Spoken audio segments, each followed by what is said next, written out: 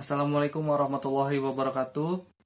Perkenalkan, nama saya Iksan Hadwibowo dari Universitas Gunadarma, kelas 2MA01 dengan NPM 128 19881. Hari ini saya ingin menjelaskan bagaimana peran dari radio dan televisi pada masa sebelum dan sesudah kemerdekaan Republik Indonesia. Mulai dari radio pada masa penjajahan Belanda. Jadi awal mulanya radio itu berkembang di Indonesia diawali oleh Batavia Radio Vereniging atau kita kenal BRV pada 16 Juni 1925, tepatnya di Batavia waktu itu. Tapi seiring berjalannya waktu, radio amatir terus berkembang dan bermunculan pada masa tersebut. Sebelum kemerdekaan Indonesia, Netherlands Indisch Radio Omroep Maatschappij atau NIROM, sebutan radio pemerintah Hindia Belanda, itu sudah memulai siarannya di Indonesia, khususnya di beberapa kota besar, yakni di Jakarta, Bandung, dan juga di Medan.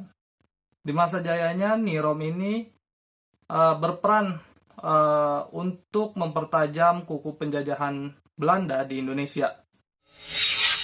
Sekarang kita akan membahas tentang bagaimana sih peran radio pada masa penjajahan Jepang di Indonesia. Jadi setelah Jepang berhasil mengambil alih Indonesia pada tahun 1942, radio-radio siaran Jepang yang tergabung dalam jawatan bernama Hoso Kanri Kyoku mulai bersiaran di tanah air pada waktu itu.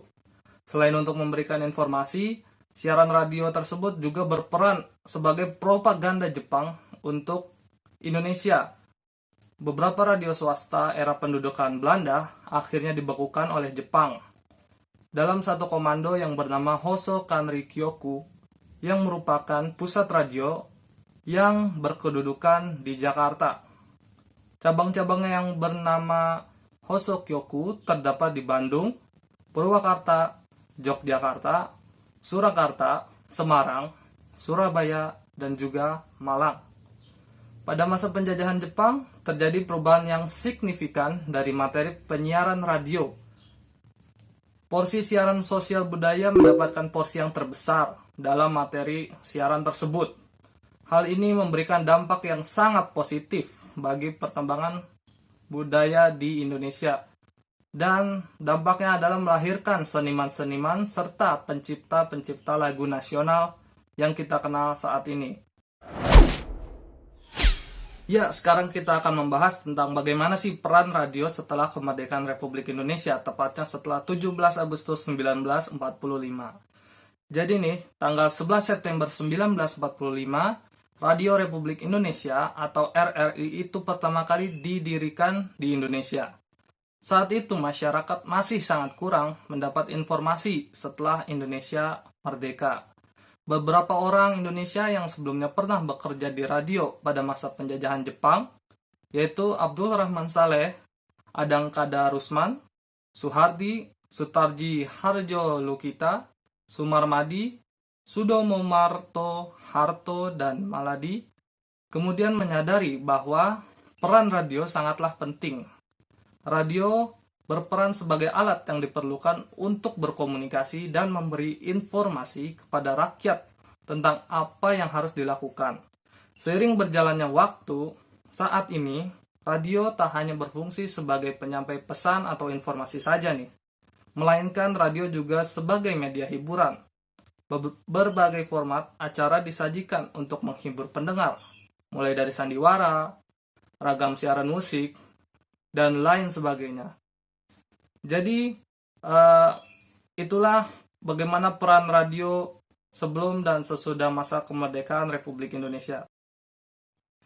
Sekarang saya akan menjelaskan bagaimana peran televisi pada masa setelah kemerdekaan Republik Indonesia. Jadi, pada tahun 1952, R. Maladi mengusulkan untuk mendirikan stasiun televisi Indonesia pertama. Karena menurutnya keberadaan TV itu sangatlah berguna untuk mensosialisasikan pemilu tahun 1955. Tapi gagasannya tersebut gagal karena pemerintah menilai hal tersebut terlalu mahal. Jadi sistem penyiaran TV baru bisa dimulai pada tanggal 17 Agustus 1962, tepatnya setelah pemilu tahun 1955. Jadi pada saat itu TVRI yang baru pertama kali berdiri melakukan percobaan penyiaran peringatan HUT RI ke-17 dari halaman Istana Merdeka di Jakarta. Dan penyiaran pada saat itu masihlah berformat hitam putih. Dan TVRI secara resmi baru mengudara pada tanggal 24 Agustus 1962 sebagai proyek khusus untuk menyukseskan penyelenggaraan Asian Games keempat di Jakarta pada waktu itu.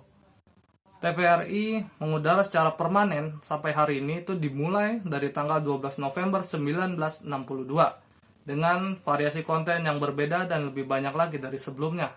Pada saat ini, TVRI memiliki peran yang penting untuk memberikan pelayanan informasi, pendidikan, hiburan yang sehat, kontrol dan perekat sosial, serta melestarikan budaya bangsa untuk kepentingan seluruh lapisan masyarakat melalui penyelenggaraan stasiun televisi yang ada. Seperti itulah penjelasan dari bagaimana sih peran radio dan televisi sebelum dan sesudah kemerdekaan Republik Indonesia. Sekian, wassalamualaikum warahmatullahi wabarakatuh.